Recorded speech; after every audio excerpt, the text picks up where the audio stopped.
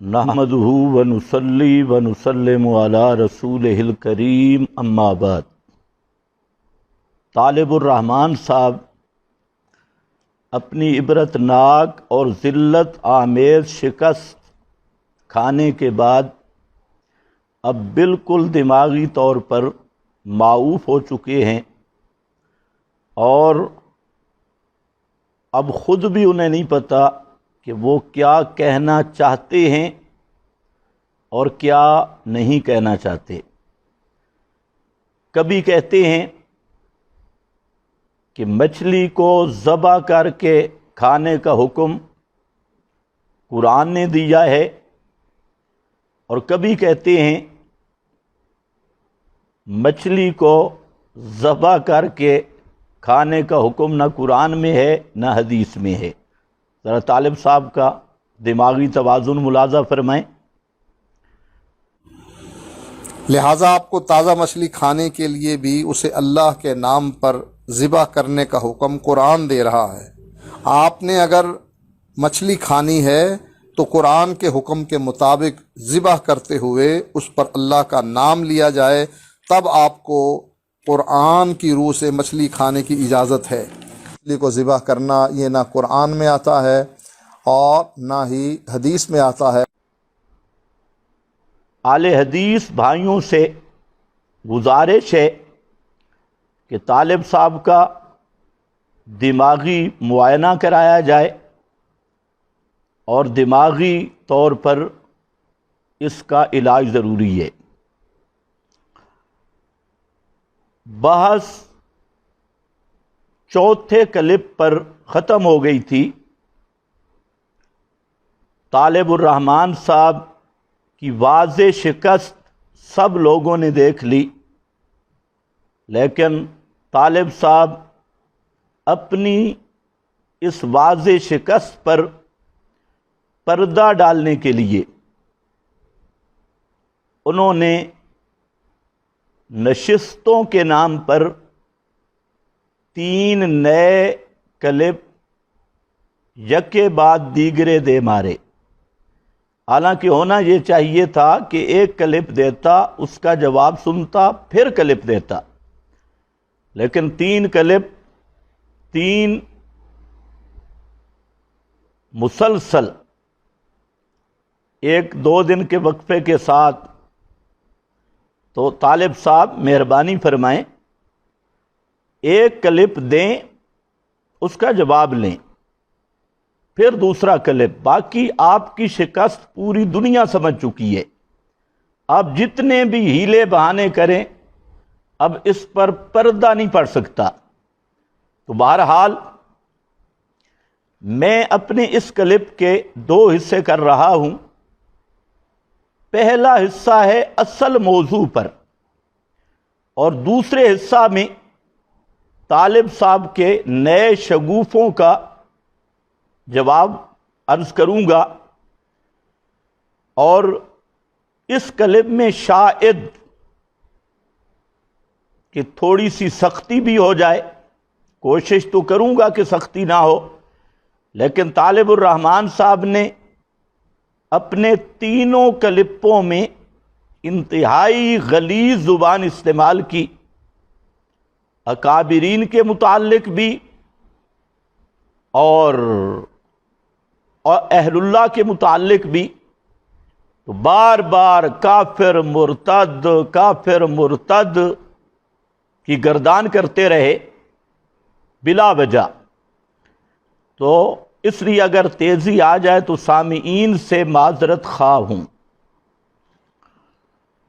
پہلے حصہ میں جو طالب الرحمن صاحب اور میرا اصل مابہن نزاع اور اصل جھگڑا، ابتدائی جھگڑا، وہ یہ ہے کہ قرآن کریم کے مد مقابل روایت ماننا، یہ اصل موضوع ہے۔ طالب الرحمن صاحب کا دعویٰ یہ تھا کہ جو لوگ قرآن کے مقابلہ میں حدیث مانتے ہیں ایسے لوگ منکرین حدیث ہیں، اس تقابل پر انہوں نے مچھلی اور گدھا کا مسئلہ پیش کیا۔ اب طالب الرحمن کے ذمہ لازم تھا کہ تقابل ثابت کرتے، اور تقابل کی صورت یہ بنتی ہے کہ طالب الرحمن قرآن کریم سے گدھے کا حلال ہونا دکھاتے، مچھلی کا حرام ہونا دکھاتے، اور پھر کہتے کہ دیکھو قرآن میں گدھا حلال ہے اور مچھلی حرام ہے، اور حدیث میں گدھا حرام ہے اور مچھلی حلال ہے، تو تب یہ مقابلہ بنتا تھا۔ تو طالب الرحمن صاحب نے 4 کلپوں میں زور لگایا کہ کسی طرح گدھا کو قرآن سے حلال ثابت کیا جائے۔ اللہ جانے اتنا ذوق کیوں ہے کہ پہلے کلپ میں تو ساتھ 2 ڈشیں بھی رکھی ہیں، اور یہ بھی سوچنے کی بات ہے کہ وہ جو 2 ڈشیں رکھی ہیں، کہتے ہیں ایک گدھے کا ایک میں گوشت پکایا ہے، ایک میں مچھلی کا گوشت پکایا ہے۔ تو اب سوال ہے کہ وہ گوشت کھایا بھی ہے یا صرف پکایا ہے؟ تو بہرحال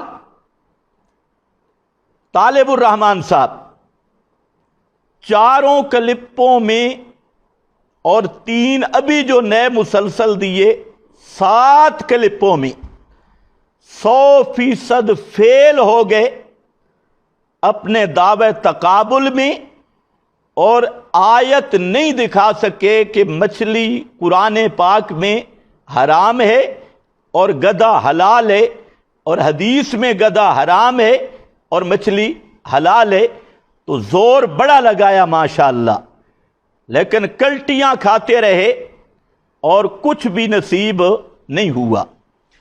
تو طالب صاحب اصل نقطہ یہ ہے، اب جب طالب الرحمن اپنے دعویٰ پر دلیل پیش نہیں کر سکے تو اصول مناظرہ کے مطابق میں نے جواب دعویٰ، جو میرا جواب دعویٰ تھا کہ فرمان رسول قرآن کا بیان ہے، قرآن کے مقابل نہیں، اور جو روایت قرآن کے نص قطعی کے مقابل آئے گی اس میں 2 آپشن ہیں۔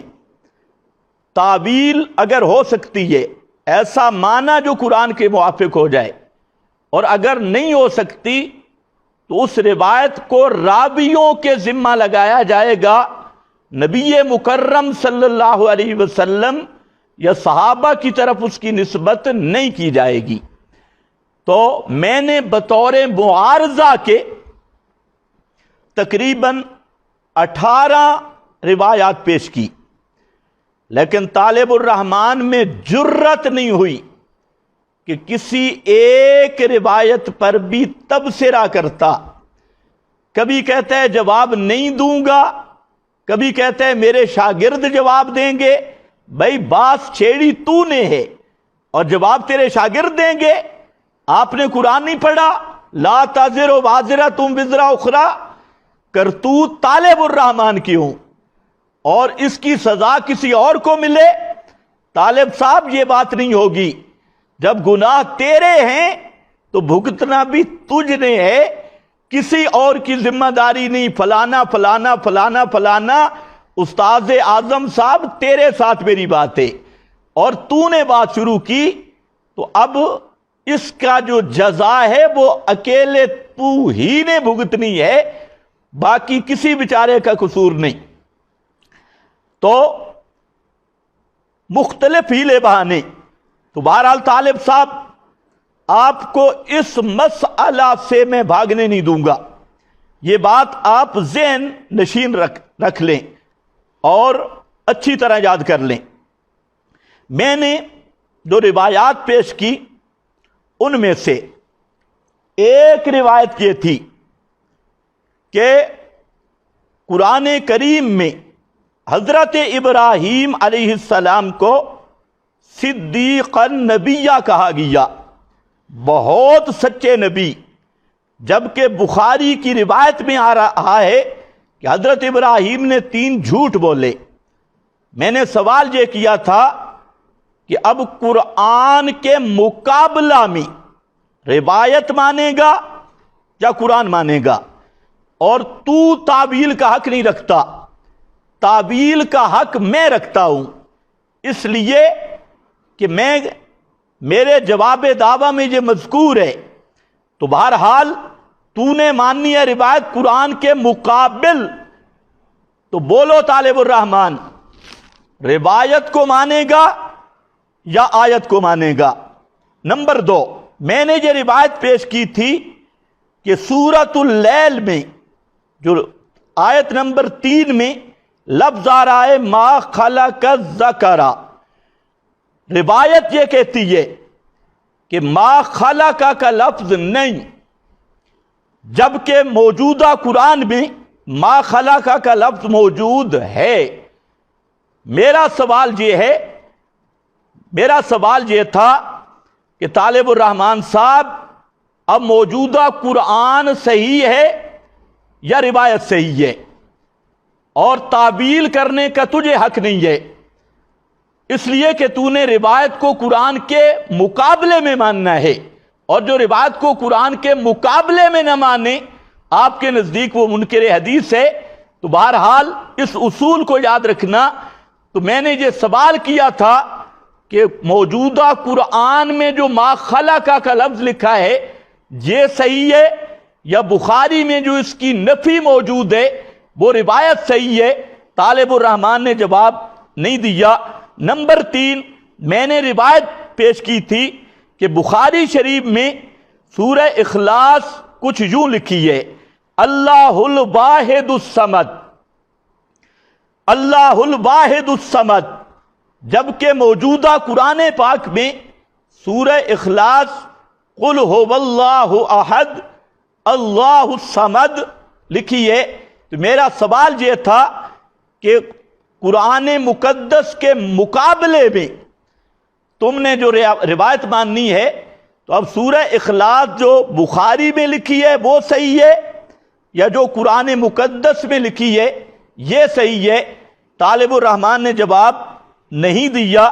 اور نمبر 4، سورہ ہود کے متعلق میں نے روایت پیش کی تھی کہ بخاری شریف میں تسنونی کا لفظ لکھا ہے، جبکہ قرآن کریم میں جو آیت ہے اس میں یسنونا کا لفظ آیا ہے۔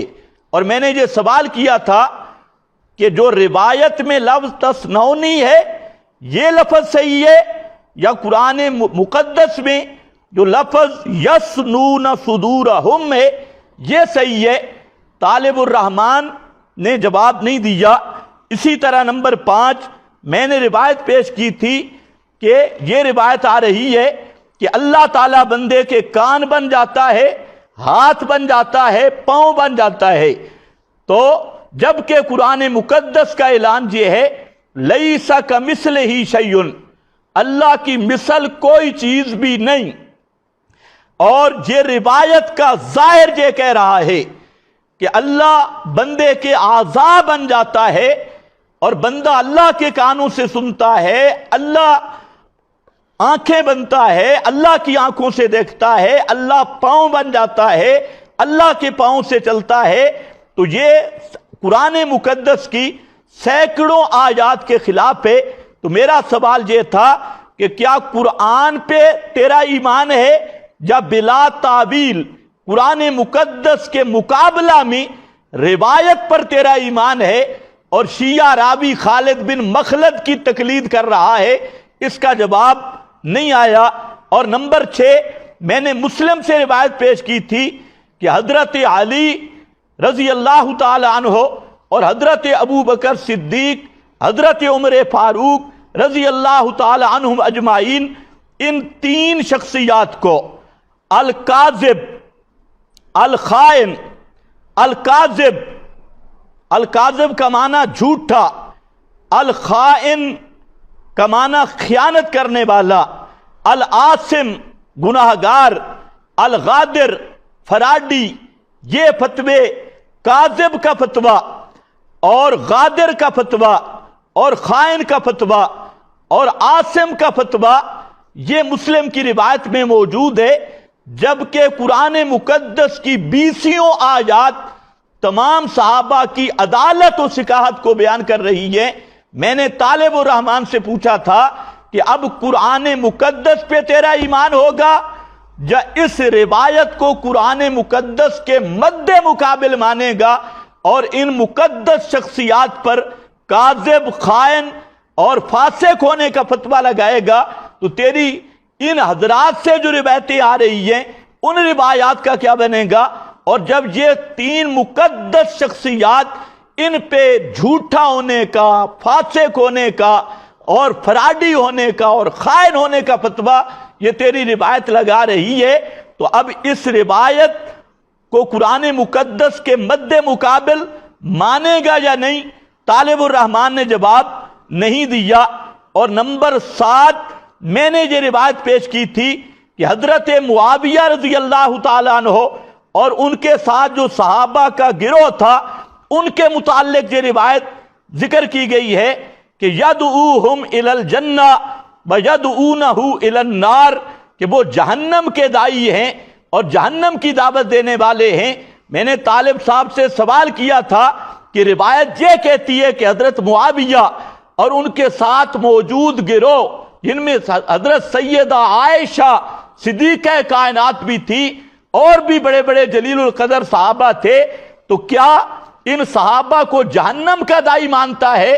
قرآن مقدس کو دیکھیں، اللہ کا قرآن 500 کے قریب آیات میں صحابہ کی عظمت بیان کر رہا ہے، صحابہ کا جنتی ہونا بیان کر رہا ہے، صحابہ کا داعی اللہ ہونا بیان کر رہا ہے، صحابہ پر اللہ کی رضا کی سندیں قرآن اتار رہا ہے، ان کے ایمان اور ان کے تقوی کی قرآن شہادتیں دے رہا ہے، جبکہ یہ روایت یہ صحابہ کے ایک مستقل گروہ کو جہنم کا داعی بتلا رہی ہے۔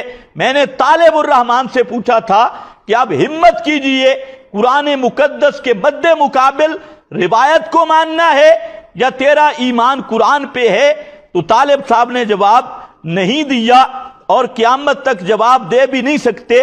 اور نمبر 8 میں نے روایت کا حوالہ دیا تھا کہ آپ لوگوں کی روایت میں یہ موجود ہے اور آپ کے بزرگ کہتے ہیں علی شرط شیخین، اور بڑے بڑے بزرگ کہتے ہیں علی شرط شیخین، شیخین کی طرز پہ ہے، اور اس کا کچھ حصہ 2 ٹکڑے بخاری میں بھی موجود ہیں کہ نبی کریم صلی اللہ علیہ وسلم نے جب سورہ النجم پڑھی تو الک الشیطان فی امنیت ہی، تو وہاں پر یہاں تک لکھا ہے کہ شیطان آپ کی زبان پہ بولا تلک الغرانیک العلا ان شفاعتہن لترتجا، تو شیطان نے وحی کے اندر ملاوٹ کی اور آپ کی زبان پہ شیطان بول گیا۔ طالب صاحب سے میں نے پوچھا تھا، خدا کا قرآن شہادت دے رہا ہے کہ پیغمبر شیطانی تسلط سے معصوم ہیں، جبکہ روایت یہ کہہ رہی ہے کہ وحی کے اندر شیطان نے اپنی بات ڈال دی اور پیغمبر کی زبان پہ شیطان بولا۔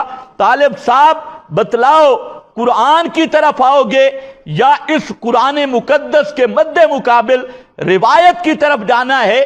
مقابلے میں اور اس کا فیصلہ کرنا تھا، لیکن طالب صاحب نے جواب نہیں دیا۔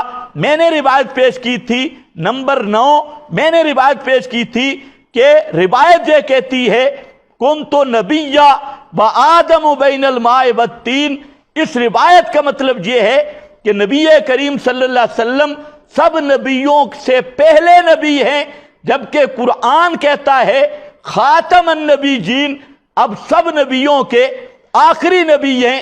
تو اب میں نے پوچھا تھا طالب صاحب کہاں جاؤ گے؟ قرآن پہ ایمان ہے یا قرآن کے مد مقابل روایت کو مانے گا، روایت کو لے گا؟ طالب صاحب نے اس کا جواب نہیں دیا۔ اور نمبر 10 میں نے قرآن مقدس کی آیت پیش کی تھی تلک الرسل فضلنا بعضهم علی بعض، کہ قرآن مقدس انبیاء کے مابین تفاضل درجات کو بیان کرتا ہے، جبکہ روایت میں صاف آ گیا کہ تفاضل انبیاء کو بیان کرنا یہ صحیح نہیں ہے، اور روایت میں ہے لا تفضلوا بین انبیاء اللہ، انبیاء کے درمیان تفاضل مت بیان کرو۔ تو میں نے سوال کیا تھا طالب صاحب قرآن پہ تیرا ایمان ہے یا قرآن مقدس کے مد مقابل روایت کو لے گا اور قرآن کو چھوڑے گا؟ اس کا جواب طالب صاحب نے نہیں دیا۔ اور نمبر 11 میں نے یہ عرض کیا تھا کہ قرآن مقدس قرآن و سنت کی روشنی میں مسئلہ یہ ہے کہ امام الانبیاء حضرت محمد مصطفیٰ صلی اللہ علیہ وسلم افضل الخلق ہیں، تمام انبیاء سے افضل ہیں، اور یہ مسئلہ قرآن و سنت کی نصوص سے ثابت ہے۔ جبکہ 3 روایتیں یہ اس کے مد مقابل، ایک لا تخیرونی علی موسیٰ، یہ روایت کہتی ہے مجھے موسیٰ پر فضیلت نہ دو، اور دوسرا کہتے ہیں حضرت یونس سے افضل کوئی نہیں، اور تیسرا فرمایا لا ینبغی لعبد ان یقول انا خیر من یونس، کہ کسی کو یہ کہنا مناسب نہیں کہ میں یونس پیغمبر سے بہتر ہوں۔ تو روایت یہ کہتی ہے، لیکن اس کے مد مقابل اب طالب الرحمن سے میرا سوال تھا کہ قرآن کو ماننا ہے یا اس روایت کو ماننا ہے، لیکن طالب نے جواب ابھی تک نہیں دیا۔ میں نے نمبر 12 میں نے مسلم سے روایت پیش کی تھی کہ متع نبی پاک کے زمانے میں بھی تھا، ابو بکر صدیق کے زمانے میں بھی تھا، فاروق اعظم کے زمانے میں بھی تھا۔ حضرت فاروق اعظم نے متع پر پابندی لگائی، جبکہ قرآن مقدس کی سورہ المومنون میں متع کی حرمت ثابت ہے۔ تو میں نے پوچھا تھا قرآن کے مد مقابل روایت مانے گا یا اللہ کی کتاب کو مانے گا؟ طالب صاحب تعویل ویسے نہیں کر سکتے، کیونکہ تعویل کریں تو ان کا دعویٰ باطل ہے، تعویل کا مجھے حق ہے، طالب کو حق نہیں ہے۔ لیکن طالب الرحمن صاحب ابھی تک جواب نہیں دیا کہ میرا ایمان کیا ہے، کس کی طرف جاؤں گا۔ اور نمبر 13 میں نے یہ روایت پیش کی تھی کہ قرآن کریم مومنین کی شان بیان کرتا ہے کہ جب مومن کو اللہ رسول کا فیصلے کی بات ہو تو مومن آدمی کہتے ہیں اطعنا بس سمعنا و اطعنا، ہم نے سن لیا اور مان لیا۔ جبکہ روایت کہتی ہے کہ حضرت فاطمہ سیدہ بطول جنت خاتون جنت وہ حضرت ابو بکر صدیق کے پاس جب گئی، حضرت صدیق اکبر نے پیغمبر کا فرمان سنایا تو نبی کا فرمان سن کر حضرت فاطمہ ناراض ہو گئی، غضبت فاطمہ۔ تو میں نے سوال یہ کیا تھا کہ کیا قرآن مقدس پہ تمہارا ایمان ہے یا راوی کے اس ادراج پر تمہارا ایمان ہے؟ طالب صاحب نے جواب نہیں دیا۔ اسی طرح اور بھی میں نے متعدد روایات پیش کی تھی۔ اب طالب الرحمن صاحب نے ایک نیا شگوفہ چھوڑا ہے، کہتا ہے کہ اگر روایت قرآن کے مد مقابل آئی تو قرآن کو روایت کے تابع کریں گے اور قرآن کا معنی وہ کریں گے، ٹکراؤ اور تعارض کی صورت میں کہ جو روایت کے مطابق ہو جائے۔ تو طالب الرحمن صاحب 2 باتوں کا جواب دو۔ یہ 13 روایتیں میں جہاں ذکر کر رہا ہوں، ویسے کل 18 ہیں، 13 روایتوں میں آپ ذرا ہمت کیجئے اور قرآن مقدس کا معنی ان روایات کے مطابق کر دیجئے۔ اگلے کلپ میں اگر آپ میں جرأت ہو تو اپنا یہ وعدہ پورا کریں، لیکن قیامت آ جائے گی کبھی تجھ میں یہ جرأت نہیں ہوگی، یہ چیلنج قیامت کی صبح تک تیرے سر پہ قرض رہے گا۔ اسی طرح نمبر 2 میرا سوال یہ ہے کہ آپ کہتے ہیں کہ قرآن کو روایت کے تابع کریں گے، قرآن مقدس کی نص قطعی کے مقابل اگر روایت آئی تو طالب الرحمن کے عقیدہ میں قرآن کو اس روایت کے تابع کیا جائے گا اور قرآن میں تعبیل کی جائے گی، روایت میں تعبیل نہیں کی جائے گی۔ تو میرا سوال یہ ہے کہ یہ آپ کے زبیر علی زئی اور محمد اسماعیل سلفی، فتاوی علماء حدیث، فتاوی ثنائیہ، فتاوی نظیریہ، یہ آپ کے جتنے علماء نے قرآن مقدس کے مد مقابل روایات میں تعویل کی ہے، یہ کافر ہیں یا نہیں؟ آپ کے فتوے کے مطابق یہ سب پرویزی، سب مرتدین اور سب زنادقہ ہیں، اور اگر انہوں نے ٹھیک کیا ہے تو پھر آپ اپنے کے عقیدے کے مطابق خود کافر اور زندیق ہیں۔ یہ قانون آپ کا ہے، یہ طرز آپ کی ہے، یہ اخلاق آپ کے ہیں اور آپ کے ذمہ ہیں۔ اب آپ نے جواب دینا ہے کہ فتاوی علماء حدیث والے کافر ہیں، محمد اسماعیل سلفی وہ کافر ہے، یا زبیر علی زئی یہ مرتد ہے، یا طالب الرحمن تو کافر ہے۔ اس کا فیصلہ تو نے کرنا ہے، اور ہر صورت میں جواب درکار ہے۔ اسی کے ساتھ میں نے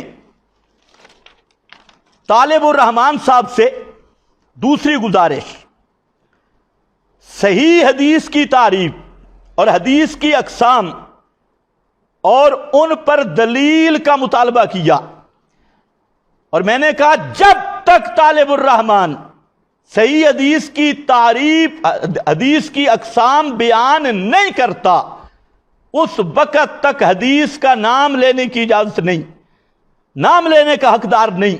طالب الرحمن میں جرت نہیں ہوئی کہ اس نے حدیث کی، صحیح حدیث کی تعریف کی ہو یا اقسام حدیث پہ کوئی دلیل لائی ہو۔ یہ قرض بھی قیامت تک رہے گا۔ اور نمبر 3، طالب صاحب نے رسول اللہ صلی اللہ علیہ وسلم پر جھوٹ بولتے ہوئے خود ایک حدیث گھڑ لی، لا ایمان لمن لا عہد لہ، لا ایمان لمن لا عہد لہ، خود حدیث گھڑی اور ابھی تک توبہ نہیں کی۔ اس لیے طالب صاحب اپنے فتویٰ کی روح سے آپ کذاب بھی ہیں، وضاع بھی ہیں، اور دجال من الدجاجلہ بھی ہیں، جو پیغمبر پہ حدیث گھڑ لے، پیغمبر کے ذمہ جھوٹ لگائے، وہ دجال بھی ہوتا ہے، وہ کذاب بھی ہوتا ہے۔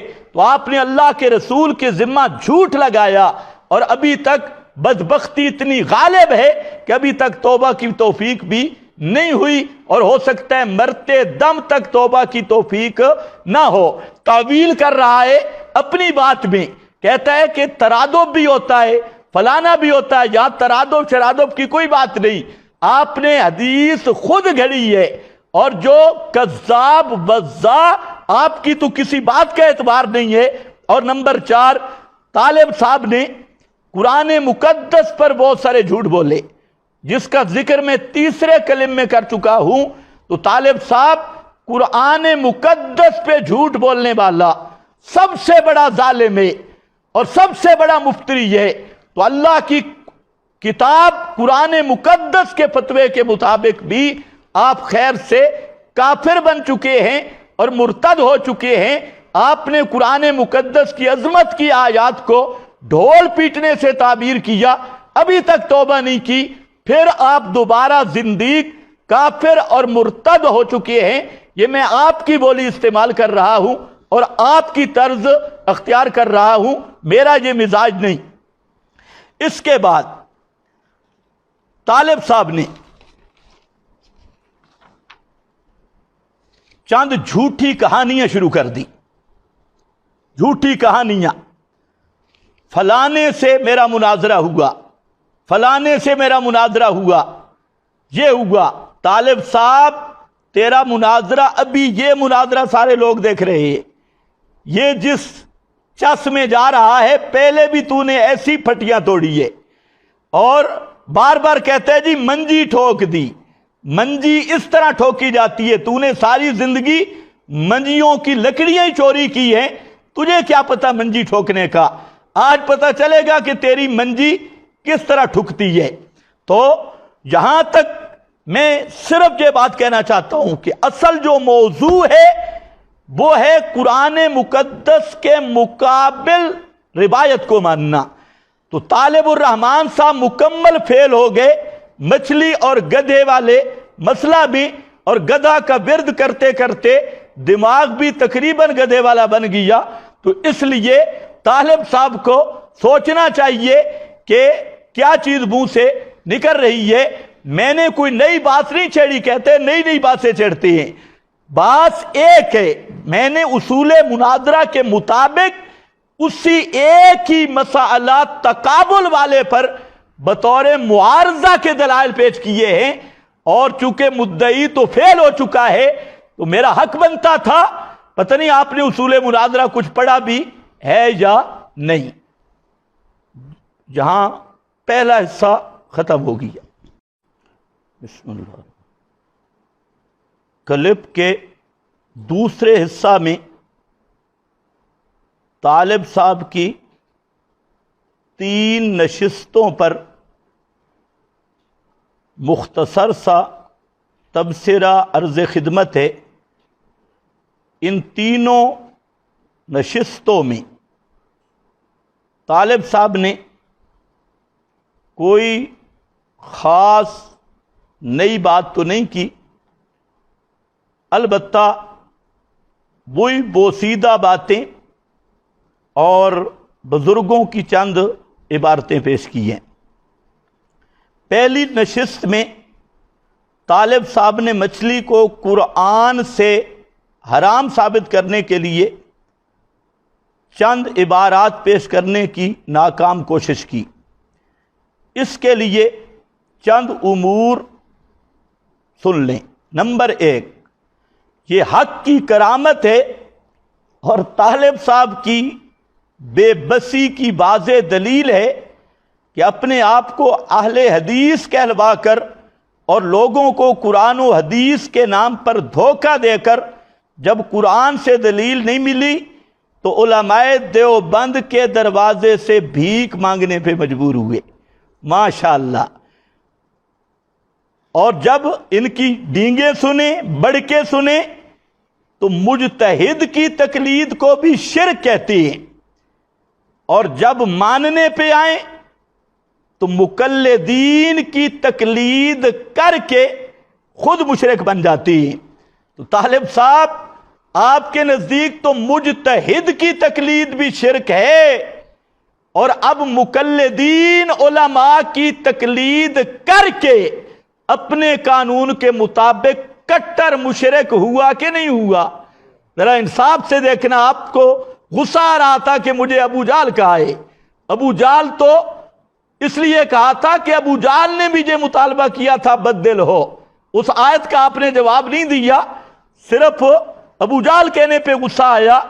اور اب تو جناب جس چیز کو آپ خود شرک کہتی ہیں اسی شرک کی کشتی پہ خود سوار ہو گئے.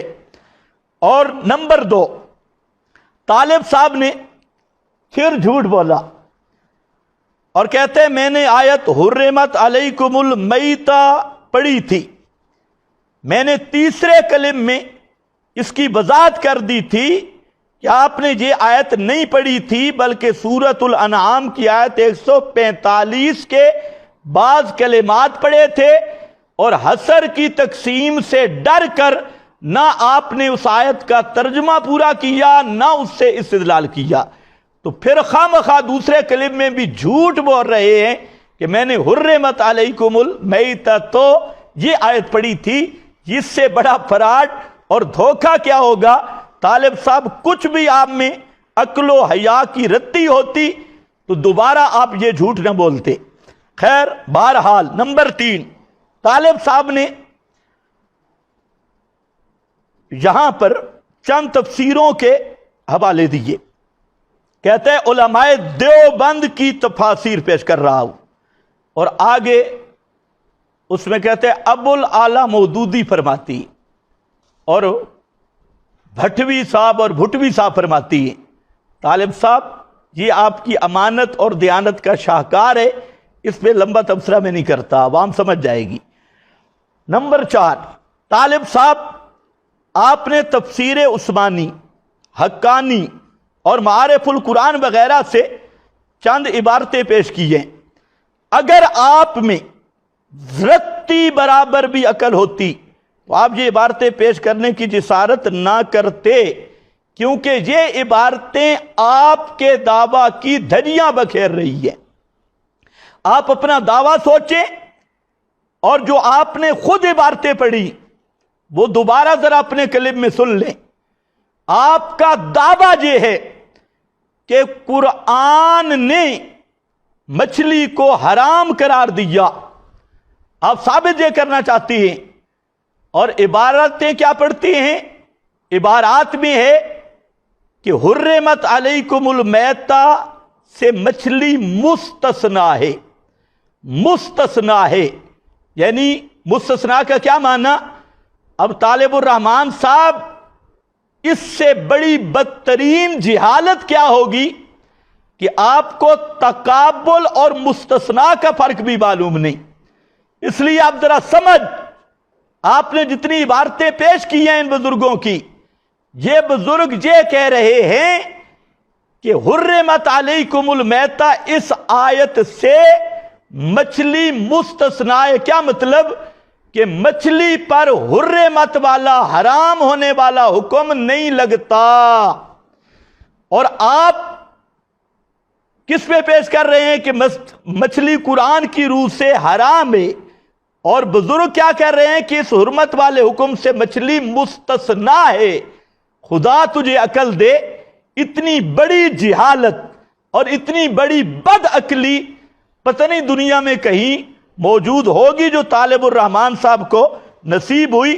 وہ آپ کی یہ سب عبارتوں کا جواب خود آپ نے دے دیا اور اپنے دعویٰ کی دھجیاں بکھیر دی۔ 4 کلپ جو زور لگاتے رہے، قرآن نے مچھلی کو حرام کہا، قرآن نے مچھلی کو حرام کہا، اور اب جو آپ نے اپنی تائید میں عبارتیں پیش کی، بار بار ان سب عبارتوں میں لفظ مستثنا کا موجود ہے۔ اور مستثنا کا کسی سے معنی پوچھ لینا کہ مچھلی اس سے مستثنا، اس کا مطلب یہ ہے کہ حرمت والا حکم مچھلی پر نہیں لگتا۔ تو جب حرمت والا حکم مچھلی پہ نہیں لگا تو تیرے دعوے کا جو پرخچے اڑ گئے، لیکن تجھے سمجھ اللہ ہی دے تو دے سکتا ہے، باقی ظاہری دنیا میں کوئی اسباب نہیں ہے تیرے عقل ٹھکانے پہ آئے۔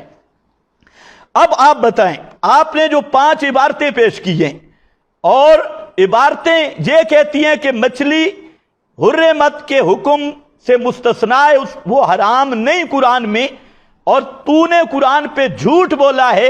ان 5 عبارتیں پڑھ کر کہ مچھلی کو قرآن نے حرام کہا ہے، تو اب طالب الرحمان صاحب ذرا اپنی طرز پہ بتائیے کہ آپ نے 5 دفعہ قرآن پہ جھوٹ بول کر آپ کافر، مرتد اور زندیق بنے یا نہ بنے؟ اب کافر زندیق بنانے چلے تھے بزرگوں کو، اور یہ بھی حق کی کرامت ہے کہ وہ فتویٰ تجھ پہ الٹا، اور اس کو کہتے ہیں قلب الدلیل، اگر کوئی اصطلاح سے واقف ہو۔ اور نمبر 5، علماء دیوبند کی تفاسیر سے آپ نے جو حوالے پیش کیے ہیں، اس میں یہودیوں سے بڑھ کے خیانت کی ہے۔ ایسی خیانت کی مثال دنیا میں نہیں مل سکتی۔ اگر سب عبارتوں کی نشاندہی کروں، سب بزرگوں کی، تو وقت بہت لمبا درکار ہے، اس لیے میں ایک مثال پیش کرتا ہوں۔ مثلا پہلا حوالہ آپ نے پیش کیا ہے معارف القرآن سے، کہ معارف القرآن میں مفتی محمد شفیع صاحب کا اور ان کی ایک ضمنی عبارت وہ آپ نے پیش کی مفتی صاحب کی معارف القرآن سے۔ اب ذرا وہ عبارت بھی آپ نے خیانت کی، یہ میرے پاس ہے معارف القرآن۔ اس معارف القرآن میں مفتی صاحب نے جو عبارت لکھی ہے، اس سے پہلے بھی ایک عبارت ہے پچھلے صفحہ پر جہاں سے یہ مسئلہ شروع کیا ہے۔ آپ نے آگے سے ایک مجمل سی عبارت پڑھ لی اور اس کو چھوڑ گیا، کیونکہ آپ کو پتا تھا کہ اگر میں یہ پڑھا تو خیانت واضح ہو جائے گی۔ مفتی صاحب کہتے ہیں تم پر یہ جانور وغیرہ حرام کیے گئے ہیں، مردار جانور جو کہ باوجود واجب الذبح ہونے کے بلا وجہ شری مر جاوے، واجب الذبح ہونے کے، طالب الرحمان صاحب یہ لفظ واجب الذبح ہونے کے یہاں سے یہ مسئلہ شروع ہوتا ہے، اس کو آپ نے چھوڑ دیا۔ اب تجھے پھر چیلنج کر رہا ہوں کہ مفتی صاحب یہ واجب الذبح کی قید کیوں لگا رہے ہیں؟ اس کا آگے چل کر بھی میں ذکر کرتا ہوں، آپ بھی ذرا غور کریں۔ یہ اصل دار و مدار ہے۔ آپ نے عثمانی کی عبارت پیش کی، وہاں واجب الذبح کا لفظ پڑا، لیکن آپ کی زبان اٹک گئی اور آپ نے زبان پھسلانے کی کوشش کی۔ یلبونا، وہ پھسلائی زبان یہودیوں کی طرح اور وہاں سے آگے بھاگ کے نکل گئے۔ اصل میں یہ واجب الذبح کا لفظ، اس کو ذرا ذہن میں رکھیں، جس جانور کا ذبح کرنا واجب ہو اور وہ بغیر ذبح کے مر جائے تو وہ مردار ہے۔ اور طالب الرحمان صاحب قیامت تک زور لگا قرآن کی آیت پیش کر یا پیغمبر کا فرمان کہ مچھلی واجب الذبح ہے، مچھلی کا ذبح کرنا واجب ہے، مر جائے گا، لیکن نہ ایسی حدیث پیش کر سکتا ہے نہ قرآن مقدس کی کوئی آیت پیش کر سکتا ہے۔ وہ تو میں آگے چل کے بتاتا ہوں کہ تو میتا کی کیا تعریفیں کرتا ہے، وہ آگے نمبر آ رہا ہے۔ بہرحال مفتی صاحب کی اس عبارت میں بھی آپ نے خیانت کی، اور مفتی صاحب نے جہاں میتا کی تفصیلی تعریف کی ہے، یہ معارف القرآن ہے صفحہ 417، اس میں فرماتے ہیں جس کو اردو میں مردار کہتے ہیں، اس سے مراد وہ جانور ہے جس کے حلال ہونے کے لیے ازروے شرع ذبح کرنا ضروری ہے، جس کے حلال ہونے کے لیے ازروے شرع ذبح کرنا ضروری ہے۔ طالب الرحمان صاحب اس عبارت کو کیوں پی جاتے ہیں؟ یہ اصل عبارت ہے کہ جس جانور کو شرعاً ذبح کرنا ضروری ہے وہ بغیر ذبح کے مر جائے تو وہ اس کو میتا کہتے ہیں۔ اب ذرا آپ نکالیں آیت یا لے آئیں حدیث کہ مچھلی کو شرعاً ذبح کرنا ضروری ہے۔ جب آیت بھی نہیں، حدیث بھی نہیں، تو کیوں قرآن پہ جھوٹ بولتا ہے اور بار بار اپنے بقول مرتد اور زندیق بننے کا تمغہ حاصل کرتا ہے؟ ذرا آگے سننا، آپ نے جو یہودیوں والا کام کیا اب سننا۔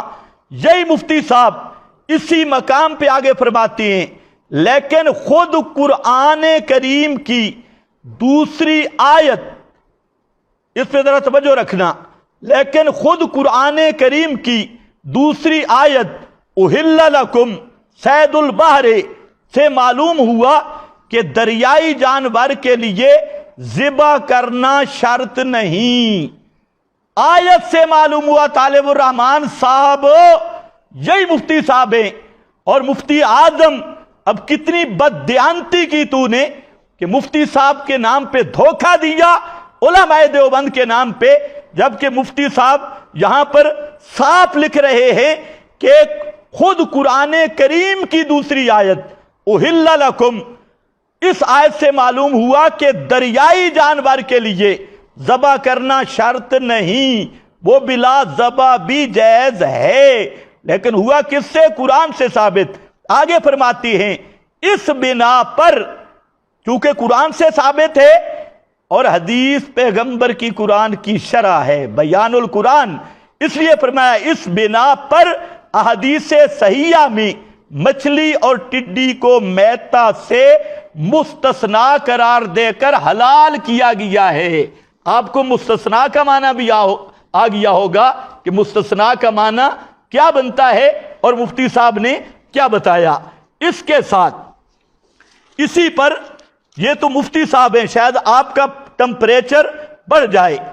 نمبر 2، آپ کے آل حدیث عالم محمد لقمان سلفی صاحب، ان کی تفسیر تحسیر الرحمن لبیان القرآن فرماتے ہیں جمہور اہل علم نے سمندر کے مردہ کو مستثنا قرار دیا۔ اب ذرا مستثنا کا معنی سمجھنا طالب صاحب، پھر دماغی مالی خولیہ میں مبتلا نہ ہو جانا۔ جمہور علماء اہل علم نے سمندر کے مردہ کو مستثنا قرار دیا اور میتا کے لفظ سے، مستثنا قرار دیا. کیوں؟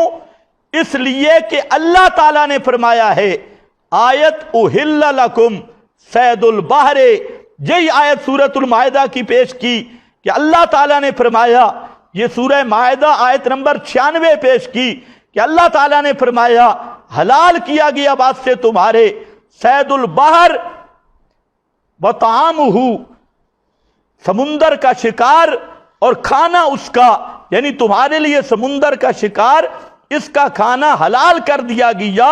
تو اب یہ آپ کے بزرگ محمد لقمان سلفی وہ کہتا ہے کہ مچھلی قرآن کی آیت کی وجہ سے حلال ہے، قرآن مقدس کی آیت کی وجہ سے حلال.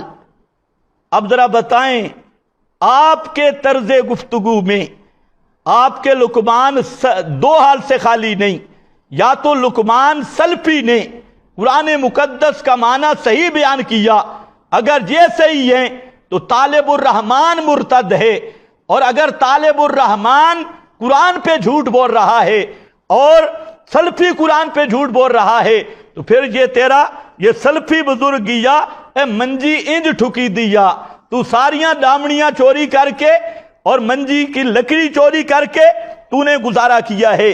نمبر 3، اس آیت میں اللہ تعالی یہ بزرگ یہی سلفی صاحب آپ کے فرماتے ہیں تیسیر الرحمن میں، اس آیت میں اللہ تعالیٰ نے بطور احسان، چلو ایک حوالہ اس کا ہو گیا، آگے فرماتے ہیں یہ ہیں آپ کے ابو نعمان سیف اللہ خالد، یہ بھی اہل حدیث عالم، وہ فرماتے ہیں اس آیت میں اللہ تعالیٰ نے، طالب الرحمن صاحب توجہ میری طرف، اس آیت میں اللہ تعالیٰ نے بطور احسان یہ بتایا ہے کہ محرم کے لیے سمندر کی زندہ مچھلیوں کا شکار اور ان مردہ مچھلیوں کا کھانا بھی حلال ہے، مردہ مچھلیوں کا کھانا بھی حلال ہے. یہ آپ کا اہل حدیث عالم کہہ رہا ہے کہ یہ آیت کہہ رہی ہے کہ سمندر کی مردہ مچھلی کھانا حلال ہے. اب ذرا لگائیے فتویٰ اور کہ جس طرح تو نے وہاں گندی زبان استعمال کی، اب کہو کہ یہ خالد سیف اللہ خالد یہ مرتد ہے، یہ زندیق ہے، یہ کافر ہے، یا یہ کافر ہے، یا طالب الرحمن اپنے فتوے کی روح سے خود طالب الرحمن مرتد کافر اور مشرک بن گئے.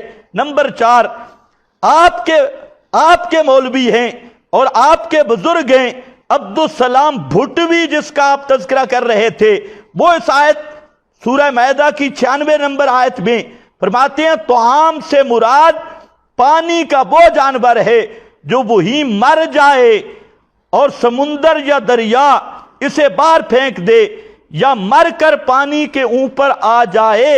نبی صلی اللہ علیہ وسلم سے بھی یہ تفسیر آئی ہے.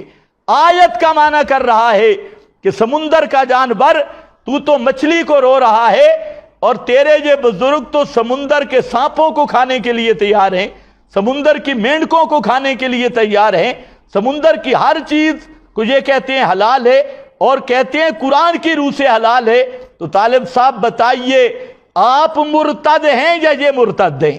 آپ کافر ہیں یا یہ کافر ہیں؟ آپ زندیق ہیں یا یہ زندیق ہیں؟ یہ تیرا طرز گفتگو ہے، اور انشاءاللہ اس طرح رہا تو تیرا ایک اہل حدیث بھی مسلمان تیرے فتووں سے نہیں رہے گا. باقی میرا خطاب آپ سے ہے، آپ سے، کیونکہ یہ گناہ آپ کا ہے تو اس کی سزا بھی آپ کو ہے. اسی طرح آپ کے ایک اور بزرگ ہیں عبد الرحمن کیلانی، یہ بھی اہل حدیث عالم ہیں، فرماتے ہیں کہ حالت احرام میں شکار کی حرمت اور اس کا کفارہ بیان کرنے کے بعد، اب ذرا طالب الرحمن صاحب توجہ، ذرا کھڑکار سنیں کہ منجی کن ٹھکی دیئے اور تجھے میں سمجھاؤں. کہتے ہیں اس آیت میں اللہ تعالیٰ نے بطور احسان یہ بتایا کہ محرم کے لیے سمندر کی زندہ مچھلیوں کا شکار اور ان مردہ مچھلیوں کا کھانا بھی حلال ہے.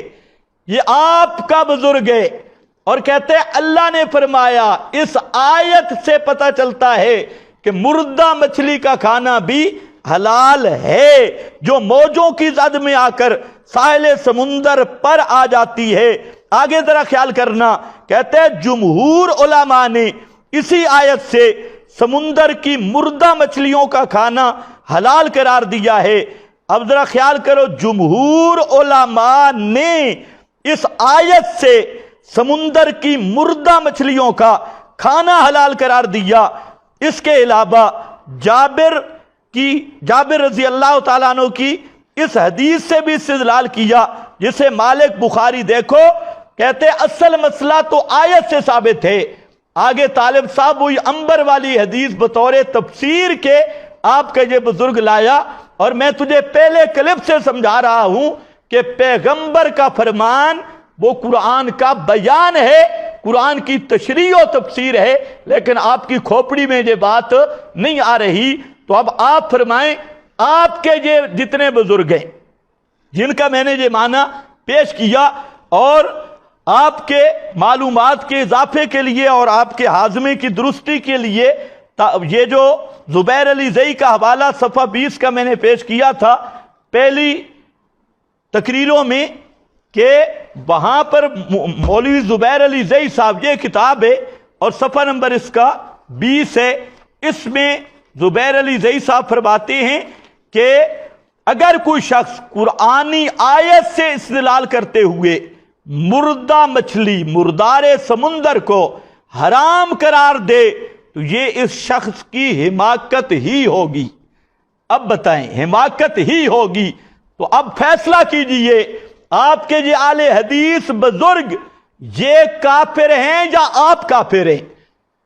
آپ اس کا ذرا فیصلہ کر کے دیجئے۔ اس کے ساتھ اس پر تو میں آپ کو تفسیر کبیر اٹھائیں، اس میں بھی یہی ہے، تفسیر مدارک اٹھائیں، اس میں بھی یہی ہے، تفسیر البار محیط اٹھائیں، اس میں بھی یہی ہے، سراج منیر اٹھائیں، اس میں بھی یہی ہے، ابن ابی حاتم اٹھائیں، اس میں بھی یہی ہے، قرطبی اٹھائیں، اس میں بھی یہی ہے، ابن جریر جس کو آپ کے شیخ الکل فی الکل بالکل نے جس پہ اعتماد کیا، تفسیر ابن جریر میں، اس میں یہی معنی صحابہ کرام سے نقل کیا، تابعین سے نقل کیا، اور حضرت عبداللہ ابن عباس اور ابن عمر سے نقل کیا، حضرت ابو ہریرہ سے یہی معنی نقل کیا کہ طعام سے مراد قذفہ الماء الی الساحل میتن، کہ جس مردہ مچھلی کو سمندر نکال دے وہ بھی حلال ہے۔ تو یہ صحابہ کا معنی پیش کیا،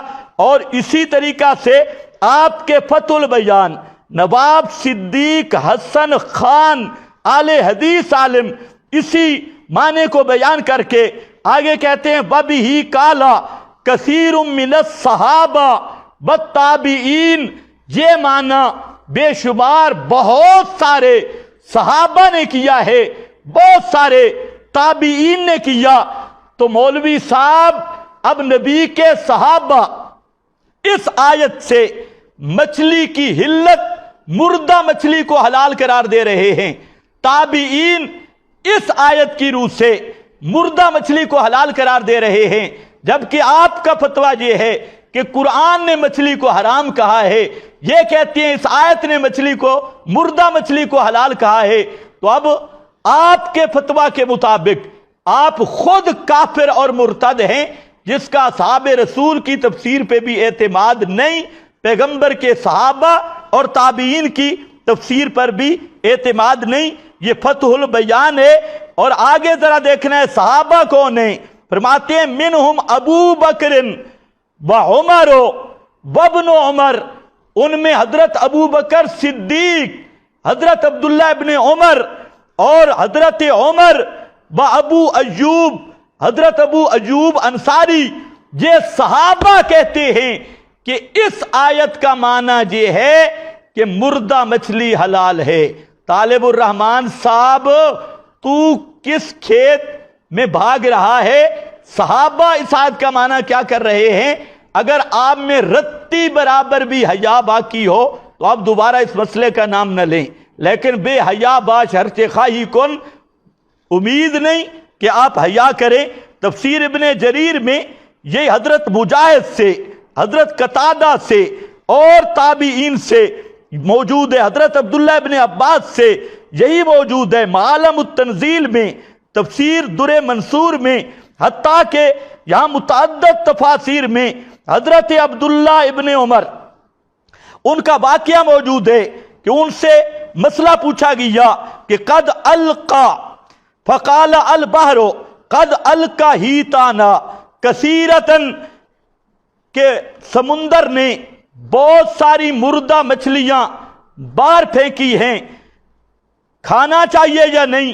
حضرت ابن عمر نے ابتداءً منع کیا، فنہاؤ ان اکلہا ثم قالا، پھر حضرت عبداللہ ابن عمر نے فرمایا قرآن مقدس لاؤ، جب قرآن لایا گیا فقرا ہذہ الآیہ، حضرت عبداللہ ابن عمر نے یہ آیت پڑھی احل لکم صید البحر، اور یہ پڑھ کے حضرت عبداللہ ابن عمر نے فرمایا کہ فرمایا فَمُرْهُ بِأَكْلِهِ، اس آیت نے مردہ مچھلی کو حلال قرار دیا، حکم کر اس کے کھانے کا۔ اور یہ متعدد تفاسیر ابن جریر نے بھی اس کو ذکر کیا ہے، اسی طرح حضرت مجاہد تابعی کی تفسیر مجاہد میں موجود ہے، احکام القرآن ابن عربی میں موجود ہے، السراج المنیر میں موجود ہے، اور علامہ ابن کثیر جس کا آپ بڑا تذکرہ کر رہے تھے ان کی بھی ذرا سن لیجئے، فرماتے ہیں طعامہ وقد استدل جمہور العلماء علی حل میتۃ البحر بہذہ الآیہ، جمہور علماء نے سمندر کے مردار کو اس آیت کی روح سے حلال قرار دیا ہے۔ یہ وہی ابن کثیر ہے جن کے نام پہ آپ دھوکہ دے رہے تھے، اب وہ آیت کو پیش کر رہے ہیں۔ تو اس لیے طالب صاحب اصل مسئلہ قرآن سے ثابت ہے، اور اس مسئلہ کا بیان اور اس کی تفسیر پیغمبر کے فرمان سے ثابت ہے۔ ہم قرآن کو بھی مانتے ہیں، پیغمبر کے فرمان کو بھی مانتے ہیں۔ تو کبھی قرآن پہ جھوٹ بولتا ہے، کبھی پیغمبر نبی آخر الزمان پہ جھوٹ بولتا ہے، اور تجھے ذرا بھی احساس نہیں ہے۔ طالب صاحب نے چوتھے کلم میں میتہ کی تعریف بیان کی تھی کہ میتہ اسے کہتے ہیں جو بغیر شرعی تقاضا پورا کرتے ہوئے مر جائے، یعنی اسے ذبح نہ کیا جائے۔ اس پر میں نے مطالبہ کیا تھا کہ اپنی بیان کردہ آیت لائیں یا حدیث لائیں، قرآن و حدیث سے آپ نے جو میتہ کی تعریف کی دلیل لائیں، لیکن طالب صاحب دلیل پیش نہیں کر سکے۔ اور میں نے یہ کہا تھا کہ طالب صاحب آپ کی یہ تعریف جامع معنی نہیں۔ اگر کوئی ہندو سکھ کسی جانور کو ذبح کرے، وہ جانور حلال ہوگا یا مردار ہوگا؟ اسی طرح غیر اللہ کے تقرب کا بکرا، بیل، اگر کوئی بسم اللہ پڑھ کے ذبح کرے وہ حلال ہوگا یا مردار ہوگا؟ لیکن طالب الرحمن صاحب نے جواب نہیں دیا، اور اس پر میں نے سورہ فرقان، سورہ زخرف اور سورہ قاف کی آیات پیش کی تھی کہ زمین کو مردہ کہا گیا، بلدتم میتا۔ تو طالب الرحمن کے اصطلاح میں جو انہوں نے تعریف کی ہے، تو کیا معنی کریں گے کہ زمین بغیر ذبح کے مر گئی ہے؟ یہ میں نے سوال کیا۔ اب طالب الرحمن صاحب سے میتا کی تعریف تو نہیں بنی، البتہ دوسری نشست پوری کی پوری انہوں نے میتا کی تعریف پر بزرگوں کی عبارتیں بگاڑنے میں گزاری۔ اور طالب صاحب نے جتنی عبارتیں پیش کی، انوار البیان سے، حقانی سے، معارف القرآن سے، اور اس تفسیر عثمانی سے، اور صوفی صاحب سے جتنی عبارتیں بھی پیش کی ہیں، اس میں طالب الرحمن صاحب نے ایک تو بہت بڑی جہالت کا ارتکاب کیا۔ طالب صاحب نے جتنی عبارتیں پیش کی، انوار البیان سے، حقانی سے، معارف القرآن سے، اور اس تفسیر عثمانی سے، اور صوفی صاحب سے جتنی عبارتیں بھی پیش کی ہیں، اس میں طالب الرحمان صاحب نے ایک تو بہت بڑی جہالت کا ارتکاب کیا، اور یہ ابو جہل سے بھی بڑھ کے جہالت اور حماقت ہے کہ طالب الرحمان صاحب جو عبارتیں پیش کر رہے ہیں مفسرین کی، وہ لغوی معنی پہ عبارتیں پیش کر رہے ہیں۔ مفسرین نے جہاں لغوی معنی بیان کیا تو طالب الرحمان صاحب اس کو تعریف سمجھ کے پیش کر رہے ہیں۔ طالب صاحب ماشاءاللہ زندہ باد، علم آپ جیسا ہونا چاہیے۔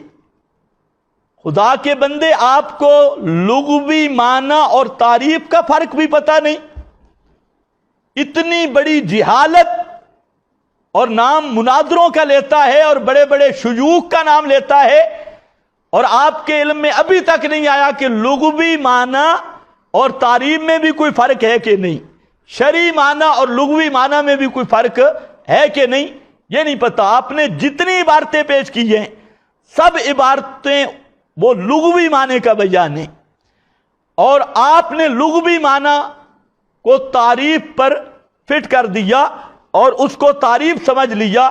اللہ تعالیٰ آپ کو عقل بھی عطا کرے اور کم از کم یہ فرق سمجھنے کی اہلیت بھی عطا کرے۔ اب آپ کو میں مثال کے ساتھ سمجھاتا ہوں کہ لغوی معنی اور تعریف میں فرق ہوتا ہے، شرعی ہر اصطلاحی معنی لغوی میں فرق ہوتا ہے۔ مثال کے طور پر صلاۃ کا لغوی معنی تحریک الصلبین ہے، آپ سمجھ گئے ہوں گے، چوتڑوں کو حرکت دینا، لغت میں یہ معنی ہے۔ اب طالب الرحمان اپنی تحریک صلبین کرے یا طالب الرحمان کی کوئی دوسرا تحریک الصلبین کرے، اور طالب الرحمان کہے کہ میں نے نماز ادا کر دی ہے اور ہماری باجماعت نماز ہو گئی ہے، تو سب کہیں گے طالب صاحب شرم کرو، وہ لغوی معنی ہے، اور جو نماز کی تعریف وہ ارکان مخصوصہ ہیں، ارکان مخصوصہ اوقات مخصوصہ میں خاص ہیئت پہ ادا کرنا، یہ نماز کی تعریف ہے۔ صرف تحریک صلبین اس سے نماز نہیں ہوتی، ورنہ تو طالب الرحمان صاحب جب رات کو گھر جاتی ہیں تو باجماعت گھر میں ان کی دونوں کی تحریک صلبین ہو جاتی ہے، تو طالب الرحمان صاحب ڈٹ جائے، نہیں جی نہیں، لغت میں لکھا ہے یا یہ کافر ہے یا وہ کافر ہے، تو اب طالب الرحمان صاحب یہ مرزا قادیانی والی عادتیں چھوڑ دیں، پرویزیوں والی عادتیں چھوڑ دیں۔ مفسرین حضرات کی آپ نے وہ عبارتیں پیش کی جو لغوی معنی بیان کر رہی ہیں، اور میں نے آپ سے تعریف پوچھی تھی، اچھا ناراض نہ ہونا، آپ بتا دیں کہ شکاری کتا اگر خرگوش کو مارتا ہے، شکاری کتا کسی شکاری جانور کو مارتا ہے تو وہ حلال ہے یا حرام ہے؟ اب آپ کا کیا نظریہ، کیا عقیدہ ہے کہ شکاری کتا اس جانور کو ذبح کرتا ہے بسم اللہ کہہ کر، اور شرعی ذبح ہوتی ہے، حالانکہ وہ کتا اس کو ذبح نہیں کرتا اور قرآن کی روح سے وہ جانور حلال ہے، تو آپ کی پھر تعریف کہاں جائے گی؟ تو اس لیے خدا کا خوف کیجئے، کبھی تمہیں مستثنا اور تقابل کا علم نہیں، کبھی تمہیں لغوی معنی اور اصطلاحی معنی کا علم نہیں، اور اٹھے ہیں مناظرہ کرنے کے لیے، اور ڈینگے آپ کی سنیں تو لگتا ہے کہ شیخ الاسلام آ گیا۔ اسی طریقہ سے ان عبارات پیش کرنے میں بھی آپ نے پھر خیانت کی ہے۔ تیسرا نمبر عرض کر رہا ہوں، مثلا مفتی شفیع صاحب کا حوالہ دیا، حالانکہ مفتی شفیع صاحب کی اصل عبارت، دونوں عبارتیں میں پیش کر چکا ہوں کہ جہاں انہوں نے میتا کی تعریف کی ہے کہ اردو میں مردار کہتے ہیں، اس سے مراد وہ جانور ہے جس کے حلال ہونے کے لیے ادرو شرع ذبح کرنا ضروری ہے، یہ ہے تعریف مفتی صاحب کی۔ تو اب شکاری کتے والا جانور جو مر رہا ہے ادرو ذبح، اس کو ادروئے شرع ذبح کرنا جیسے ضروری نہیں، اسی طرح مچھلی کو بھی ادروئے شرع ذبح کرنا ضروری نہیں۔ وہ میتہ کا فرد نہیں تو مچھلی کیسے بن گیا؟ کچھ خوف خدا کیجئے، اور وہ مسئلہ بھی قرآن میں موجود ہے۔ اسی پر جیسے معارف والے نے لکھا، یہی لکھا امام راضی نے، مما یذبح ہو، جس پر آپ کو بڑی تکلیف ہو رہی تھی، مما یذبح ہو، اسی لیے یہ قید لگائی، واجب الذبح ہونے والی قید، اور یہی تعریف کی ہے معالم التنزیل والے علامہ بغوی نے، والمیتۃ کل ما لم تدرک زکاتہ مما یذبح ہو، یہ قید لگائی مما یذبح ہو کہ جن جانوروں کو ذبح کیا جانا ہے ان میں سے اگر کوئی بغیر ذبح کے مر جائے، اور تو قیامت تک ٹل لگائے ثابت نہیں کر سکتا کہ مچھلی کو شرعی طور پہ ذبح کیا جاتا ہے، شرعی طور پہ ذبح کرنا ضروری ہے۔ یہی معنی مدارک میں ہے، اور یہی معنی ابن عطیہ المحرر الوجیز میں کر کے کہتا ہے، لأن الحوت والجراد لم يدخل قط فی هذا العموم، کہ مچھلی اور ٹڈی المیتہ میں داخل ہی نہیں ہیں۔ یہ ابن عطیہ نے المحرر الوجیز میں یہ میتہ کی تعریف میں لکھا، یہی بات امام قرطبی نے لکھی، اور سب مفسرین اسی بات کو لے رہے ہیں۔ تو آپ نے ان بزرگوں کی وہ عبارتیں پیش کی، مردار لغوی کا معنی تھا، لغوی مردار کا، اور جو تعریف تھی وہ آپ ہضم کر گئے اور ساری گڑبڑ کر دی۔ اس کے ساتھ آپ نے اس نشست میں انٹرنیشنل یو ٹرن لیا ہے، انٹرنیشنل یو ٹرن۔ طالب الرحمان کہتا ہے کہ دعویٰ آپ کا تھا، میرا جواب دعویٰ تھا، دعویٰ آپ کا تھا، میرا جواب دعویٰ تھا۔ ماشاءاللہ، شاباش شاباش شاباش شاباش طالب الرحمان۔ 4 کلپوں میں آپ کس دعوے کو ثابت کرتے رہے؟ میں نے پہلے کلپ میں یہ ذکر کیا تھا کہ میں جواب دعویٰ پیش کر رہا ہوں، آپ کو دعویٰ اور جواب دعویٰ میں بھی فرق نہیں آیا۔ 4 کلپ زور لگایا کہ کسی طریقہ سے میں قرآن سے گدھا کو حلال اور مچھلی کو حرام ثابت کروں، لیکن جب طالب سے ثابت نہیں ہوا تو اب ماشاءاللہ دعوے سے ہی انکار کر دیا۔ کہتے میرا تو دعوی ہی نہیں تھا، جب دعوی ہی نہیں تھا پھر بات ہی ختم ہے۔ تو طالب الرحمان صاحب واضح شکست تسلیم کرنی ہوگی، اس طرح دبی بجھی شکست سے آپ کو معافی نہیں مل سکتی۔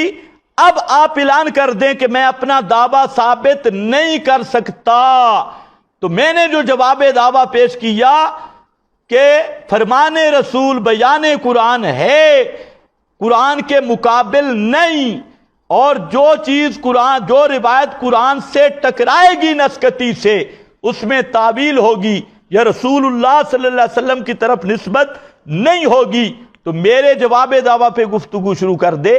لیکن یہ ایسا جھوٹ بولنا اور 4 کلپ زور لگایا دعویٰ ثابت کرنے پر، 5ویں کلپ کی دوسری نشست میں یاد آیا کہ اوہ میرا دعویٰ ہی نہیں تھا۔ واہ جی واہ، ماشاءاللہ۔ اسی طرح طالب الرحمان صاحب، آپ کا یہ یو ٹرن اب قابل قبول نہیں ہوگا۔ ایک اور یو ٹرن لیا ہے طالب الرحمان صاحب نے، 4 کلپوں میں رٹ لگایا کہ حدیث قرآن کے مقابل مقابل مقابل مقابل، اور اب اس کلپ میں کہتے ہیں کہ جب نبی قرآن کا شارع ہے، نبی قرآن کا شارع ہے، تو طالب صاحب جب پیغمبر قرآن کا شارع ہے نا، تو یہی بات تو میں نے بیان کی تھی کہ فرمان رسول بیان قرآن ہے۔ اب آپ بھی اسی جگہ پہ آئے لیکن آئے جیسے فرعون غرقابی میں غرق ہو کر مجبوراً آیا، آپ بھی پھنس کر اب پھر اسی موڑ پہ آئے، تو ایمان باعث یہ قابل قبول نہیں ہوتا، کھل کے توبہ کیجئے۔ اور اب تک آپ نے اللہ رسول کا مقابلہ بنائے رکھا اور قرآن کو ناسبی خارجی شیعہ رابیوں کے تابع بنانے کی کوشش کی، اور اب کہتے ہیں کہ جب کہ نبی قرآن کا شارع ہے تو سن لیں، اس بات کو بھی سمجھیں، جب پیغمبر قرآن کا شارع ہے تو قرآن متن ہوا، حدیث شرح ہوئی۔ یہی بات میں نے جمعہ میں کی تھی، جس کا ایک ٹکڑا یہودیوں کی طرح آپ نے کاٹ کے لگایا ہوا ہے، اور ذرا ہمت کر اور وہ پورا 5-6 منٹ کا کلپ لگانا، وہ جمعے والی تقریر والا جو ہر آپ کے کلپ میں ایک ٹکڑا لگا ہے، اس میں میں نے یہی بیان کیا تھا کہ قرآن متن ہے، حدیث اس کی شرح ہے، ہر صحیح حدیث کا ماخذ قرآن مقدس ہے، سید الاستغفار وہ ماخوذ ہے دعائے یونس سے۔ یہی باتیں میں نے کی تھی، اور اسی سیاق میں میں نے کہا تھا قرآن سے بھی ثابت، حدیث سے بھی ثابت، اور اللہ کے فضل سے قرآن میں خبائث کی حرمت، طیبات کی حلت اور مچھلی پر دونوں ایتیں قرآن سے بھی ثابت کر دی، یہ ماخذ ہے۔ اور جن احادیث میں مچھلی کو حلال کہا گیا اور گدھے کو حرام کہا گیا، وہ اسی آیت سے ماخوذ ہیں، یہی میں نے کہا تھا اور وہ پورا ہو گیا۔ آپ نے یہودیوں کی طرح ایک چھوٹا سا ٹکڑا لیا اور اپنے ہر کلم میں اسی کو چلا رہے ہیں۔ عوام نے وہ اللہ کے فضل سے سارا خطبہ سنا، جس نے نہیں سنا میں اس سے گزارش کروں گا وہ سن لے، اور آپ بھی اب سن لے۔ یہ مثال تو تب دیتا کہ قرآن کہتا گدھا حرام ہے اور حدیث کہتی حلال ہے، یا قرآن کہتا حلال ہے اور حدیث کہتی حرام، تب مقابل بنتا تھا نا۔ یا مچھلی کے بارے میں قرآن کہتا حلال، حدیث کہتی حرام، تقابل تب بنتا تھا۔ اس لیے یاد رکھو، پیغمبر کا فرمان وہ قرآن سے ماخوذ ہوگا۔ اب یہ ہے نا، آپ کے سامنے یہ بخاری سے پیش کیا، اب یہ حدیث آئی کہاں سے؟ قرآن پاک سے۔ قرآن کیونکہ پیغمبر شارع ہے، قرآن متن ہے۔ لِتُبَيَّنَ لِلنَّاسِ، حدیث نام کس چیز کا ہے؟ حدیث نام ہے قرآن کی تفسیر کا۔ تو تفسیر متن سے ٹکرائے، کچھ عقل بھی خدا دے تو اس کو استعمال کرنا چاہیے۔ پیغمبر کا فرمان کبھی خدا کے کلام سے نہیں ٹکرا سکتا، اور جو چیز قرآن سے ٹکرائے اسے پیغمبر کی طرف نسبت کرنے والا اتمام حجت کے بعد پھر اسے پیغمبر کی حدیث سمجھنے والا اصل کافر اور بے دین وہ شخص ہے۔ دوبارہ سن لیں تاکہ آپ کا یہ دماغی خمار ختم ہو جائے۔ اس کے بعد طالب الرحمن کی پوری پونجی یہی تھی، 2 یو ٹرن، ایک دعوت سے انکار کیا، اور 4 کلپوں میں جس چیز کا انکار کرتا رہا، اب آ گیا کہ نبی قرآن کا شارع ہے۔ تو جب نبی قرآن کا شارع ہے نا طالب صاحب، پھر شرع متن کے مقابلے میں نہیں ہوتی، تو پھر ماننا پڑے گا فرمان رسول بیان قرآن ہے، قرآن کے مد مقابل نہیں۔ اور جو روایت کہی قرآن سے ٹکرائے گی، روایت میں تعویل ہوگی یا روایت کو رد کر دیا جائے گا، رسول اللہ صلی اللہ علیہ وسلم کی طرف نسبت نہیں کی جائے گی، ورنہ آپ شارع قرآن کیسے ہوں گے؟ آپ کا منصب نبوت بیان قرآن کیسے ہوگا؟ خدا کے بندے، یہ تو پہلے کلم میں نے آپ کو بتا دیا، ابھی 5ویں کلم میں اقرار کیا، اور وہ بھی مجبور ہو کر۔ اگر آپ بھی اسی مسئلے پہ آ جائیں کہ پیغمبر قرآن کا شارع ہے पैगंबर का फरमान बयान कुरान है। जो रिवायत कुरान की नस्कती से टकराएगी, रिवायत में तावील करेंगे या तावील नहीं हो सकती तो रसूल की तरफ उसकी निस्बत नहीं करेंगे, झगड़े ही खत्म, बात ही खत्म। लेकिन इसका जरा ऐलान कर, दबे लफ्जों में नहीं, खुल के ऐलान कर। तीसरी नशिस्त में तालिब साहब ने बड़ा उन्वान दिया कि फरमाती हैं चैलेंज कबूल है, 2 चैलेंज कबूल है, माशाअल्लाह। और चैलेंज अपनी तरफ से एक बना के घर लिया। तालिब रहमान साहब सुन लीजिए, अगर चैलेंज कबूल करने की जुर्रत है, जो मैंने चैलेंज किया था उसको कबूल करे। मैंने चैलेंज ये किया था कि कुरान मुकद्दस की एक आयत जिसमें गधा को हलाल और मछली को हराम कहा गया, वो आयत लाएं। यह था मेरा चैलेंज। अब इस चैलेंज को कबूल करना है तो जी बिस्मिल्लाह तय कर लेते हैं। और यह बात जरा ज़हन नशीर रखें, इधर उधर की बातें आप करने की जरूरत नहीं, अपनी तरफ से कोई चैलेंज घड़ के बनाने की जरूरत नहीं। यह है मेरा चैलेंज और इस चैलेंज पर आप जब चाहें मुकद्दमात मुकर्रर करें, मुकद्दमात तय करें। क्लिपों में तो मुनाजरा हो चुका है और आपकी वाज़ेह शिकस्त हो चुकी है। अगर आमने सामने अपना अरमान पूरा करना चाहता है वो भी आपको मौका देता हूं, लेकिन तलबीस न करो, दजल न करो। और दूसरा मेरा चैलेंज जो चल रहा था वो ये था कि पहले 3 क्लिपों में 20 बातों का जवाब तुझ पे कर्ज है और इन 18 रिवायतों का जवाब, जिनमें से 13 मैंने पेश की है, 18 रिवायतों का जवाब देना तुझ पे कर्ज है। यह चैलेंज कबूल करना है। मैं हाजिर हूं, जगह गैर जानिबदार होगी, वक़्त और सारी मुकद्दमात तय कर लेते हैं बिल वास्ता या बिला वास्ता। जिस तरह आपका हुक्म हो तो आमने सामने भी ये झलकियां लोगों को जरा दिखा दे, तेरा पता चल जाए।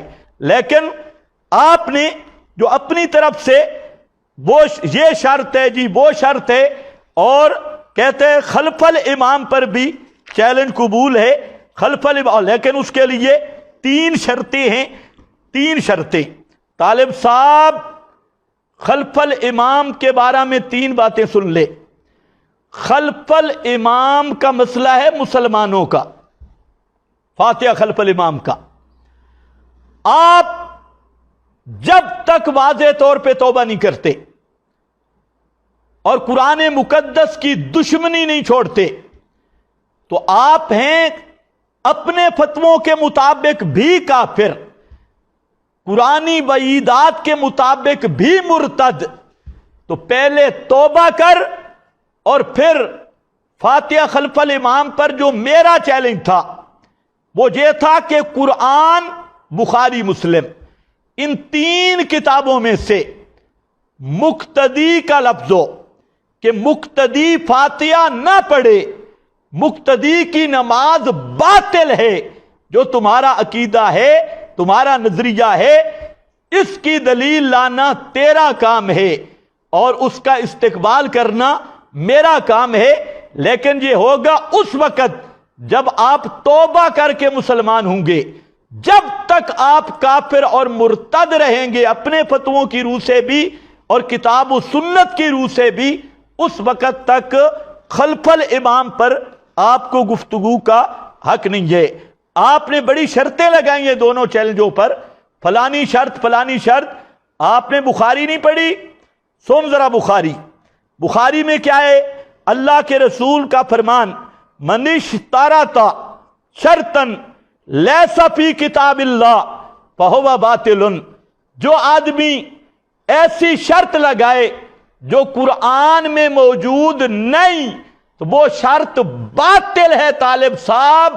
اب آپ نے جو یہ 3 شرطیں اور پہلے چیلنج کی شرط لگائی، اگر جرت ہے تو یہ شرائط قرآن سے ثابت کر، اور اگر قرآن سے ثابت نہیں کرتا تو پھر قرآن کا بھی منکر ہے۔ اور یہ بخاری شریف 2155 نمبر حدیث، اس کا بھی منکر ہے۔ اس کے ساتھ آخری گزارش یہ ہے، آپ نے امام المناظرین، سلطان المناظرین حضرت علامہ محمد یونس صاحب نعمانی رحمت اللہ تعالی علیہ، ان کے نام لے کر بدتمیزی کی، اور آپ نے شیخ التفسیر الامام القاضی حضرت مولانا قاضی عصمت اللہ صاحب رحمت اللہ علیہ، ان پر آپ نے تبرہ کیا، اور دیگر حضرات پہ بھی آپ نے تبرہ کیا، اور آپ نے وزن بڑھانے کے لیے بات کی کہ قاضی صاحب عبارت نہیں پڑھ سکے۔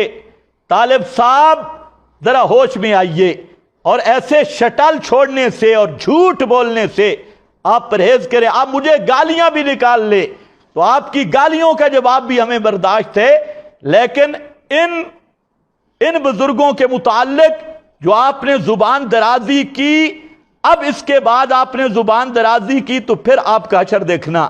آپ کو معلوم نہیں وہ مناظرہ موجود ہے، قاضی عصمت اللہ رحمت اللہ تعالی علیہ جو وقت کے امام تھے، مفسر بھی محدث بھی، انہوں نے آپ کے دادا جان روپڑی کے چھکے چھڑا دیے۔ پنڈی گھیپ کا مناظرہ، اور وہاں روپڑی صاحب پڑھ رہے ہیں علیحدہ تن علیحدہ تن۔ اس پر قاضی صاحب نے جب گرفت کی تو روپڑی صاحب رو پڑے اور روتی رہ گئے۔ اور اگر اس طرح لفظی گرفت پہ آؤں تو میں نے آپ کی ان 5 کلپوں میں 40 غلطیاں نوٹ کی ہیں، 40 اغلاط۔ اگر آپ کا ذوق ہو تو اگلے کلم میں وہ 40 مسلسل پیش کر دوں تاکہ تیری عبارت دانی بھی پتہ چل جائے۔ باقی رہ گیا محاربی کا مناظرہ، پنڈی والا، راول پنڈی والا، وہ مناظرہ تو موجود ہے۔ میں نے سنا ہے آپ نے جس انداز میں پیش کیا، ذرا آپ دوبارہ سنیں اور کچھ شرم کریں۔ کہاں علامہ یونس نعمانی، کہاں علامہ قاضی عصمت اللہ صاحب، اور ان کے مقابلے میں کہاں یہ طالب الرحمن پنڈی کی پدی؟ کیا پدی، کیا پدی کا شوربہ آپ کو بھول گیا؟ ترنول کے مناظرہ میں آپ کو یہ نہیں آ رہا تھا کہ نص قطعی ثبوت کیا ہوتی ہے اور قطعی دلالت کیا ہوتی ہے، اور آپ بار بار پڑھ رہے حدیث متواتر متواتر، یہ متواتر کیا ہوتی ہے؟ اور آپ نے وہاں پر آپ کو پیشاب آ گیا تھا، اور آپ کہہ رہے تھے جی میری کتابیں گھر رہ گئی ہیں لہذا بھی مناظرہ ختم کریں۔ یہ سب ویڈیو میں موجود نہیں اور یہ سب لوگوں نے نہیں دیکھا۔ خامخواہ جھوٹ بول کر اپنا جھوٹا بکار بنانا چاہتی ہیں۔ تو اس لیے طالب صاحب آپ کی علمی حیثیت بھی، آپ کی مناظرانہ صلاحیتیں بھی دنیا نے دیکھ لی ہیں۔ اب اگر آپ کو ذوق ہو تو یہ چیلنج قبول کر جو میں نے چیلنج کیا، 1 آیت لا، مچھلی حرام، گدھا حلال، اور 20 پہلے والے امور اور 18 حدیثیں، ان کا جواب لا، اور اس کے بعد توبہ کر، اور توبہ کرنے کے بعد خلف الامام والا مسئلہ اسی طرح کھڑا ہے۔ قرآن، بخاری، مسلم، مقتدی کا لفظ ہو، نماز کے باطل ہونے کا لفظ ہو کہ مقتدی فاتحہ نہ پڑھے مقتدی کی نماز نہیں ہوتی، لا وہ انعام بھی تجھے مل جائے۔ اور اگر آپ نے صرف کھچی لگانی ہے تو آپ کی مرضی۔ ویسے کلپوں والا مناظرہ ہو چکا ہے، آپ کے سب مطالبات پورے ہو چکے ہیں، لوگوں کے سامنے آ چکے ہیں۔ خواہ ہیرا پھیری سے کچھ نہیں ہوگا۔ اگر مناظرہ آمنے سامنے کرنا ہے تو پھر 2 آدمیوں کے نام آپ دے دیں، ان کے فون نمبر دے دیں، ہمارے 2 آدمی ان سے رابطہ کر لیں گے اور مقدمات بالواسطہ یا بلا واسطہ طے کر کے جگہ وقت باہمی مشاورت سے طے کر لیں گے، اور یہ سامنے والا تماشا بھی دیکھ لیتے ہیں اور صرف ڈینگیں ہی مارنی ہیں اور شہرت ہی حاصل کرنی ہے تو ہم نے آپ پر اتمام حجت کر دیا، اور اللہ کے فضل سے لوگوں پہ اب یہ مسئلہ کھل چکا ہے۔ آپ کی مرضی، آپ مانیں یا نہ مانیں، توبہ کریں یا نہ کریں۔ وآخر دعوانا ان الحمدللہ۔